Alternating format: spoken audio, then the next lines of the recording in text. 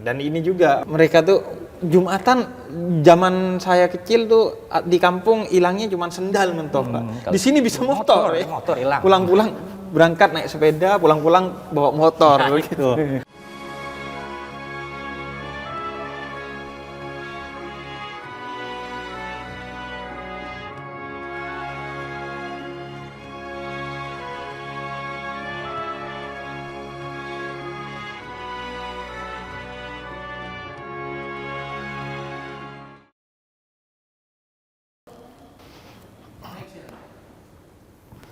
Si drivernya kayaknya tersesat nih. Aduh.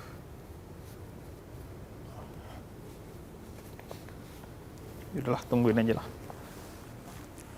Pak, habis sholat, Pak. Oh iya, Habib. Iya. Saya pas pernah lihat nih di TV kayaknya nih. Oh sama iya. di YouTube. Habib Husen namanya. Iya, benar. Saya terawang, Bapak kayaknya namanya Barnas. Pasti nih. Oh iya, udah ada ya. Pak, habis sholat, Pak? Iya, biasa. Nah, soalnya telat sering. Sering telat? Karena kan kita kan jaga bergantian, jadi nggak pas tepat waktu. Oh, Bapak satpam ya? Iya. Oh, iya. Iya sih, sholat itu dalam Al-Quran, An-Nisa 103 itu memang disebutkan sudah ada waktunya masing-masing. Dan afdolul a'mal, kata Nabi, sebaik-baiknya amalan itu adalah as-sholatu fi waktiha. Sholat pada waktunya. Itu dalam hadis riwayat Imam Ahmad.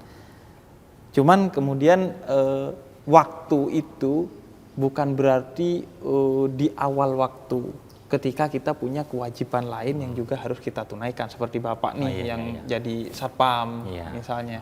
Bahkan dalam hadis riwayat Imam Bukhari dan Muslim kata Nabi, ketika sajian makan malam itu sudah datang dan sedangkan waktu sholat juga datang, maka yang lebih utama adalah mendahulukan makan dulu, baru kemudian sholat. Nah, kalau makan saja lebih baik didahulukan ketika waktu sholat sudah datang, apalagi Bapak yang harus berkewajiban menjaga keamanan di kompleks ini. Jadi yang paling utama adalah yang menyelesaikan dulu kewajiban kita. Maksudnya di awal waktu itu adalah di awal waktu yang kita bisa. Jadi selama waktunya masih ada, kita selesaikan kewajiban kita dulu, baru kemudian setelah selesai kita menunaikan sholatnya. Termasuk juga tadi makan gitu, lagi lapar, sajian makanan sudah ada, makan dulu. Apa hikmahnya? Menurut para ulama, hikmahnya adalah kita jadi bisa khusyuk ketika sholat. Jadi gak kepikiran, Bapak gak kepikiran, ini ada maling gak ya gitu. Yang makan juga kan gitu, Pak. Wah, ini tadi kayaknya lezat tuh, seharusnya makan duluan.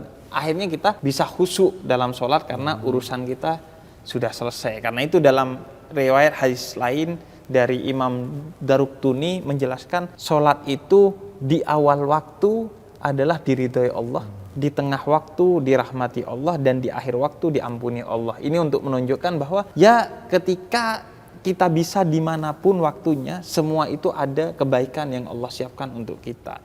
Yang penting jangan sampai waktunya lewat. Karena itu ketentuan dari surat An-Nisa 103 harus di waktunya. Ketika waktunya masih ada, nggak apa-apa.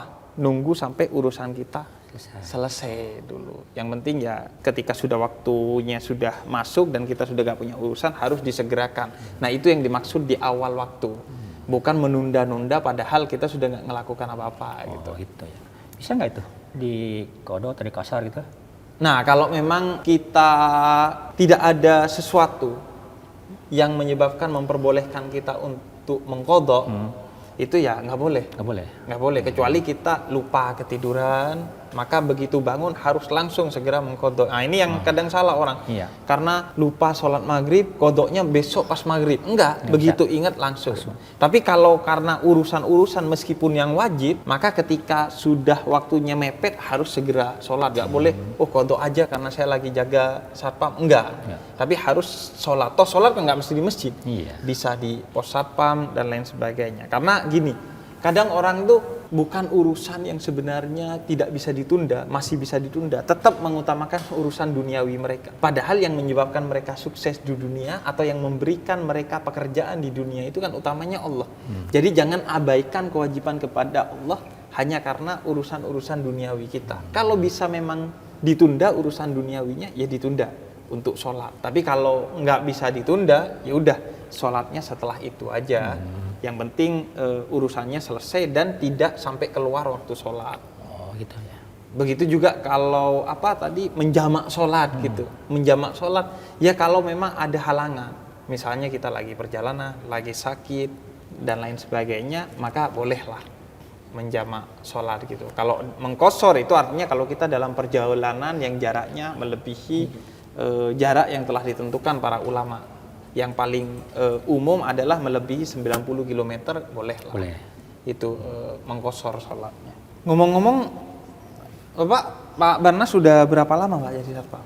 Ya, sudah 24 tahun. 24 tahun jadi satpam? Iya. Berarti dari masih muda banget tuh ya? Iya, dari umur 24. Dari umur 24. Itu ceritanya jadi satpam gimana tuh Pak?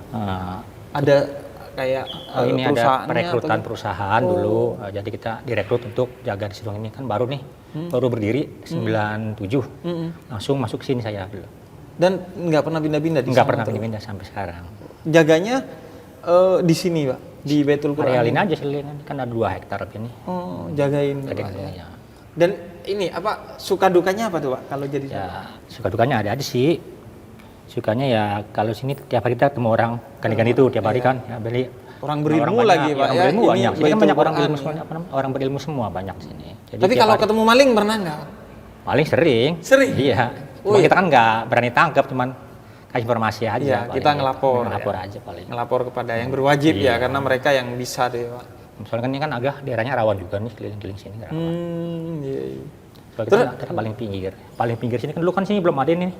Belum ada Gunung Santika nih, masih kosong, masih hutan nih, Mas. Jadi masih banyak rawan-rawan. Orang-orang lompat Pak. Orang lompat. Jadi kalau ada tuh biasanya terus lapor polisi. Lapor ke Pol, sana Pol Satpam di Oh, lapornya ke Polsatpam. Iya. Ya. Mereka yang kemudian mereka yang menindak ya bertindak, bersama polisi. iya, sama gitu. polisi ya. Kitanya laporan aja. Nah itu kalau siang hari itu kadang ada nggak ya Pak? Siang sih jarang, banyak kan malam. Tapi pernah Pak? Pernah. Siang-siang ya? Kadang siang ada, kalau siang paling motor paling. Maling motor Makanya siang-siang. kadang-kadang parkir ini kan nggak bisa ditinggal. Nah itu mereka Saya tuh waktu Jumatan itu kan kita sholat nih, karena itu sholat tuh. Ya akhirnya motor hilang, akhirnya kita kan mikir Jumatan itu akhirnya gimana gitu kan. Nah, itu ya. Sholat aja ada waktunya. Ada Ini waktunya, maling nggak maling ada waktunya. nggak ada Kapan waktu. aja ya? Iya. Nggak tahu waktu kayaknya nggak itu. ada Pak. waktu, Iya. iya. Kayaknya kecepetan dia siang tuh. Jadi pas kita sholat Jumat nih kan, kita tinggal tuh kan parkiran. Pas balik selesai, motor hilang. Motor hilang. Iya, makanya akhirnya pas Jumatan kita bingung nih, Jumatan kita mau tungguin atau enggak gitu kan. Akhirnya sepakat tungguin aja, sholat nanti diganti zuhur. Boleh nggak tuh, Bib? Nah kalau soal Jumatan itu dalam surat Jum'ah ayat ke-9 kan hukum dasarnya sholat Jumat itu wajib bagi siapa saja. Iya, Bib. Bahkan dalam hadis riwayat Imam Bukhari, Imam Muslim, Imam Nasa'i dan Imam Durmuti, siapa yang meninggalkan sholat Jumat 3 kali berturut-turut tanpa uzur, artinya tanpa halangan yang dibenarkan secara syariat, itu dia kehilangan cinta dari Allah. Allah murka kepada dia. Tapi bagi mereka yang uzur ini artinya mereka yang sakit atau mereka yang dalam perjalanan. Dan di antara uzur ini menurut Imam Nawawi dalam Raudhatul Thalibin adalah seorang yang menjaga nyawanya atau hartanya. Baik nyawa dan harta dirinya ataupun orang lain, maka dia kena uzur ini. Jadi termasuk satpam, kalau suasananya lagi genting, lagi musim maling nih. Kemudian maling biasanya pas Jumatan karena Lancar, ya. malingnya karena Pas malingnya Jumatan, baca ya. surat Al-Jumu'ah ayat ke-9. Nih kalau Jumatan kayaknya semua orang Islam Baca pas Jumatan Jumatan, nih. Iya. Nah, ya udah saya sekalian nyurinya pas waktu itu. Nah, itu maka diperbolehkan untuk mengganti sholat Jumat dengan sholat zuhur.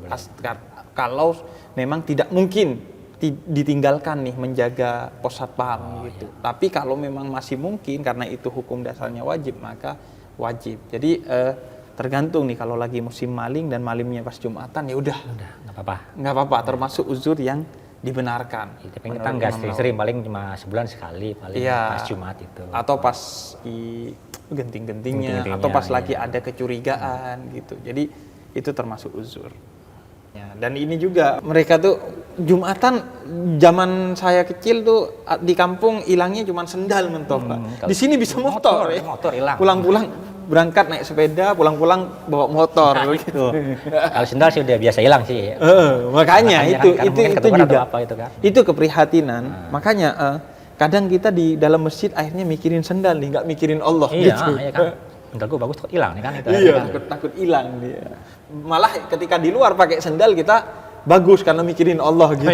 Iya. Tapi ini juga Pak ya, kayaknya keprihatinan orang-orang yang kerja malam kayak bapak, dokter atau perawat yang jaga malam tuh kalau malam Lailatul Qadar nanti ya. Nah iya gitu, kita gimana tuh Bib? Iya ya. Saya kan kalau udah jelas nih saya kalau puasa pasti puasa, cuman kan tarawih pasti nggak full, Lewat. soalnya lewat pasti banyak lewatnya. Iya. Kita kan pengen juga dapat Lailatul Qadar. Iya. Nah, begitu gimana?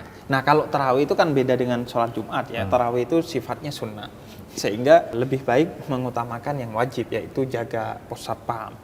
Kalau ada kesempatan tarawih, misalnya ada yang gantiin ya udah boleh menggantikan. Kalau sholat Jumat wajib maka harus kita sholat gitu. Nah Lailatul Qadar juga ini orang kadang salah paham. Lailatul Qadar itu malam yang begitu mulia yang melebihi kemuliaan 1000 bulan.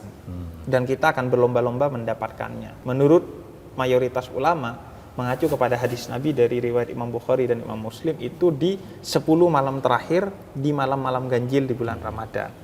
Nah, tapi kadang orang nyangka harus iktikaf di masjid. Iya. Ibadahnya harus kemudian khusyuk, sholat terus, gitu dan lain sebagainya. Tidak sebenarnya. Memang iktikaf itu salah satu ibadah yang disunahkan di bulan Ramadan, khususnya di malam-malam Lailatul Qadar.